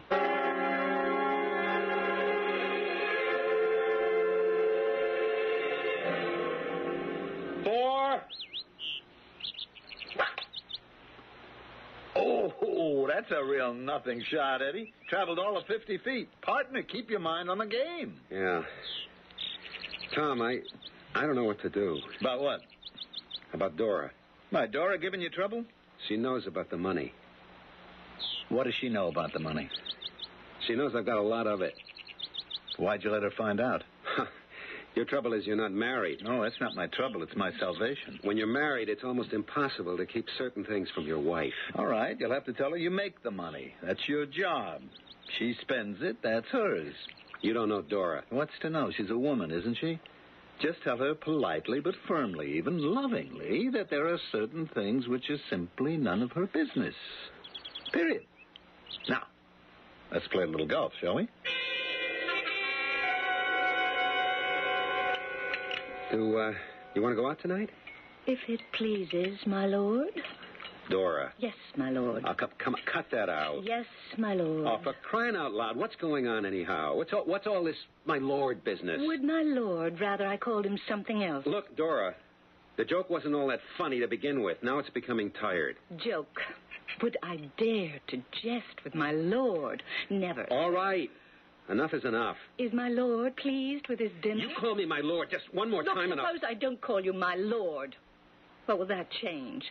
I'm supposed to be the empty-headed little lady who keeps your house, keeps you happy, and keeps her mouth shut. I just can't tell you. Would you rather my imagination told me? Since you can't reveal the source of this money, I have no choice but to assume that there is something crooked about it. There are certain things I can't discuss. Not even with your wife? Even with my wife. As you wish, my lord. Look, Dora, maybe he won the sweepstakes. Well, then why wouldn't he want to tell me, Tom? Besides, it would have been in the papers. All right, look, he's been gambling, and he doesn't want you to know about it. Tom, I am scared out of my wits. Why, honey? Well, it's an awful lot of money. Thousands and thousands of dollars. I'm sure there's a reasonable explanation. Well, then why doesn't he make it? Something's wrong. Dora, why do you insist? Because I'm his wife. I can tell. Help him, will you? All right, but how? I'm not sure, but ask him what kind of trouble he's in. Why do you say he's in trouble? Because I can feel it. A wife knows. Could be all in your imagination. Promise me you'll talk to him and help him. Please. All right, Dora. I'll see what I can do. How do you like it so far, Mr. Blake? Jake, it looks pretty good. Hey, listen, Mr. Blake, I'm sorry. About what? Well, you know, when your missus was out here a week or so, I thought she knew how you was paying. I hope I didn't say anything that was out of turn, you know. It'll all work itself out. Oh, sure. These things always do. Well, I better get back there in the middle of things. Keep everybody on the ball. Just holler if you need anything. I will. Thanks, Jake. Hello, Eddie. Hey, Tom. Yeah, they said I'd find you here. Well, it's going to be quite a house, Dora and I have been dreaming about this since we were married. 12 years. And now, finally, it's coming true. Eddie, I have to tell you something. What? Let's go sit in my car and get away from all this racket.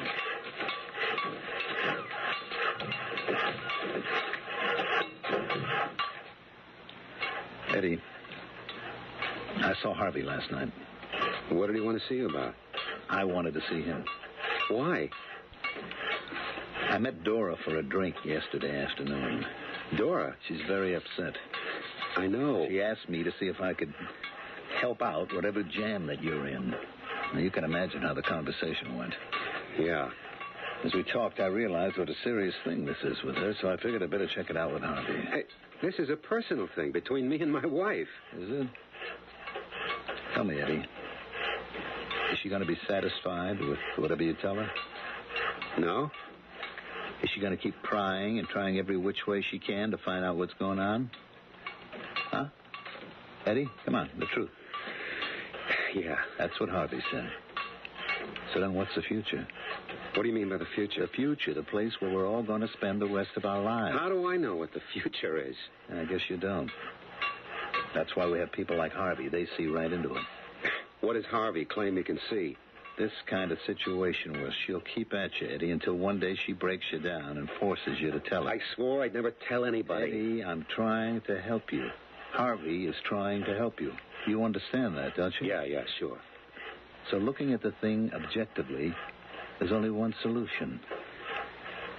You have to divorce her, Eddie. Divorce? What are you saying? I'm saying it's an order, Eddie. It's an order. Just when we thought we'd heard everything, here are new grounds for divorce. Amor omnia vincit, said the Latin poet. Love conquers all. Does it? Be patient. We shall find out shortly when I return with Act Two.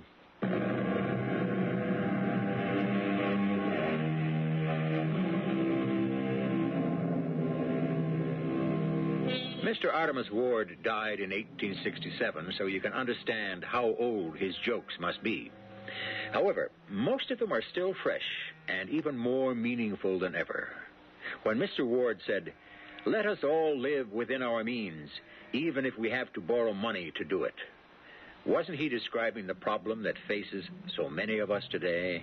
Yes, these days. How do we live within our means? All right, just hold it. You and Harvey can't tell me I have to divorce my wife. Cool down, Eddie. Who do you think you're talking to? This is my own personal affair. You don't have any personal affairs, Hey, Eddie. Just a minute, Tom.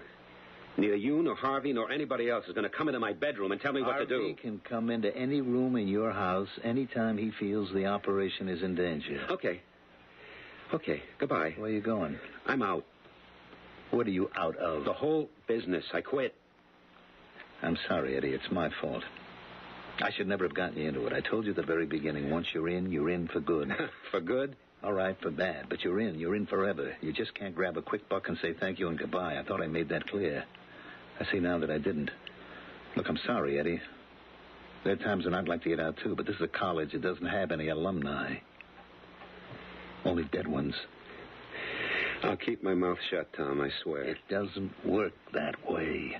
Harvey's giving you a break. Look, Harvey could say get rid of him. Get rid of him. But he doesn't. He comes up with this extremely logical solution. Yeah, logical. Divorcing my wife. Eddie, the marriage is gone. We love each other. What does love have to do with it? She'll pester you until she gets the truth out of you.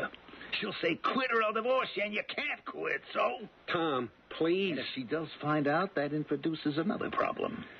I only wanted to make a little more money. Eddie, there's only one way. Believe me, you have to divorce her. How can I divorce her?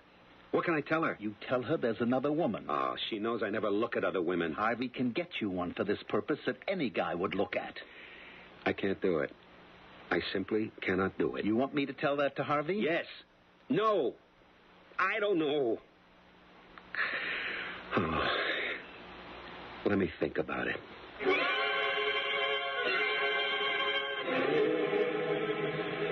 I was down to see the house today, Dora. It's in great shape. That Jake Meir, he sure knows his business. Well, what's this now? You're not going to talk to me? At all? Ever? We're not going to have any conversation? Conversation. From the Latin, conversare, meaning to live together. Therefore, to talk about intimate, important things. I'm willing to have a conversation. How about you? Dora, I'm in trouble. Yeah, I know that, Eddie. What kind of trouble? I can't tell you. Why not? It would be dangerous. Are you in danger now, Eddie? Yes. Well, then why shouldn't I share it with you? What would happen to the kids? Oh, it's that kind of danger. Yeah. I never thought that...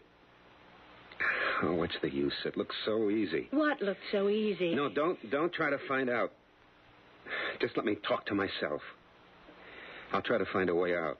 Can I help you? No. That's the terrible thing. Just when I need you most, I put myself in a spot where you can't help me. Well, where are you going? I have to see somebody. Who? I can't tell you. That's all part of it. It's late. Yeah. But maybe it's not too late.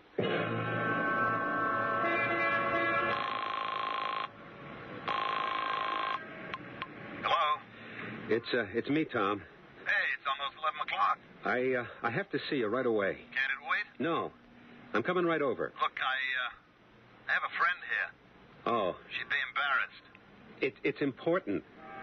Where are you now? A phone booth on West 18th, across the street from the all-night gas station. All right, go to the next block, River Road, and turn right and park. There's a bench facing the water. We can sit and talk for a couple of minutes.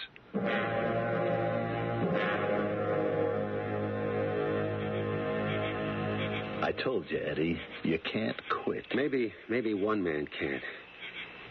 But how about two? Two? The both of us. Why would I want to quit? Because, Tom, in your heart, you don't belong with Harvey in that crowd. I don't? No, Tom.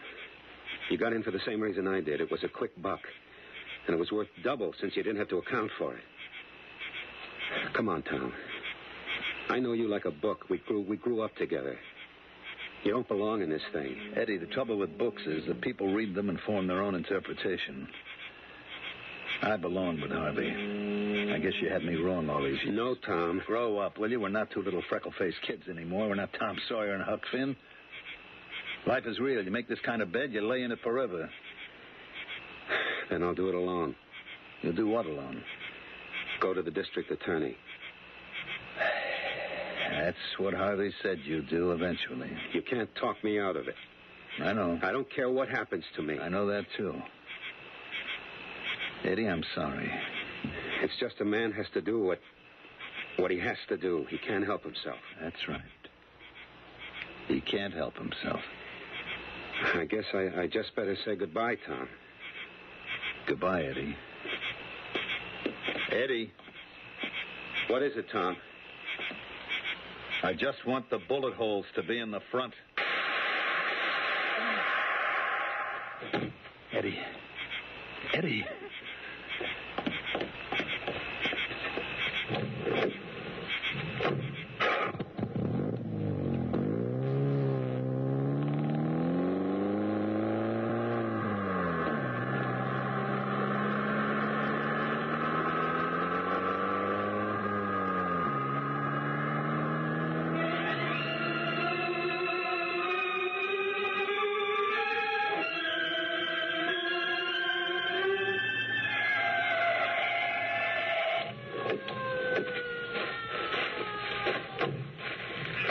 He's dead, Lieutenant. Yeah, I see. Ambulance isn't here yet, huh? Are you the one that found him? Yeah, I was on patrol. Driving by, and I see this body lying on the ground. How long ago? My watch, 4 minutes. Uh-huh. He's wearing his ring and his watch here. Let me see if he's got his wallet. Yeah. Some big bills here, too. So it wasn't robbery. Now, let's see. Mr. Edward C. Blake. Uh-huh. Mullah, check the glove compartment of that car, see if it says... let's get out of the way. Lieutenant, car's registered in the name of Edward C. Blake. Yeah, now that figures. He came here, he parked, he got out of the car. Why, Lieutenant? Well, he must have met someone, and whoever it was shot him. Mullah, go over the ground, see if you can find anything. Anything at all. Okay. What do you think, Lieutenant Crane? What do I think? In a case like this, until proved otherwise, I always say, look for a dame.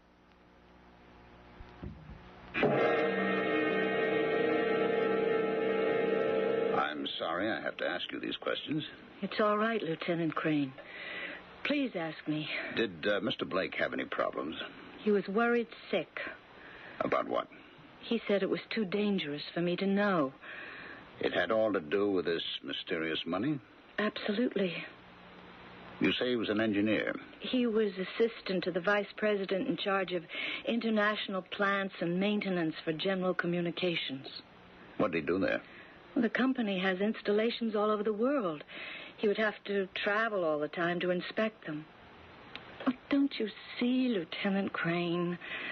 Don't I see what? Well, since he traveled so much, he may have been involved with smuggling of some sort. Well, what else could it have been? Tell me, did he ever give you cause to be jealous? In what way? The usual way. Because of another woman? Oh, no. No, not him. No, never him. You're sure? Well, you have no right to make these insinuations. I'm sorry, Mrs. Blake. It's a question that has to be asked. What happened last night? He left the house. It was almost 11. Did you ask him where he was going? He wouldn't tell me. But I could sense he was headed somewhere to meet someone and to have a showdown. And that's all you can tell me? Yes. Can you tell me anything? I'm afraid not. At this time. At this time. Well, that's very good officialese, isn't it? It's always what the police say when they don't have the faintest idea what's going on. I'm sorry. As soon as we know anything, we'll tell you. Please. I promise. Oh, Dora. Oh, Tom. Tommy. I can't believe it. He can't be gone from us, not Eddie. Poor Tom. Listen to me, will you? I'm supposed to be comforting you. Your being here is a comfort to me. I know you loved him. It's just that we go back so far. I mean, when weren't we pals?